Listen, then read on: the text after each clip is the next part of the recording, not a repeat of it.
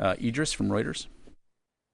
Hey, Pat, a couple of questions. Firstly, just so it's clear, how many tons of aid have been delivered from the marshalling area to the UN, and how many tons remain in that sort of holding area off the pier? And secondly, in these discussions, have you talked about any potential sort of protection, whether it's armed guards or otherwise, for the convoys? Because presumably these new routes will be figured out given the desperation of people in Gaza and might be overwhelmed again. So has there been any other talks other than just changing the route?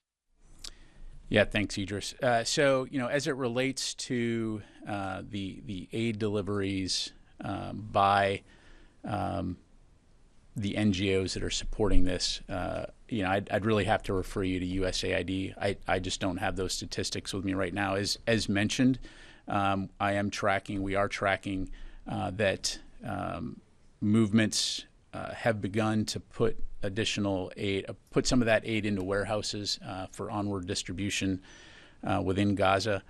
So again, I'd have to refer you to USAID on that front. And then similarly, as it relates to providing security for those NGOs, that again is a topic that really comes down to the preferences of those NGOs. As I mentioned, there continue to be ongoing discussions with Israel, with the UN, and the groups involved in terms of how best to support them when it comes to ensuring that aid can be distributed. And as I mentioned, one of those approaches is using alternative routes.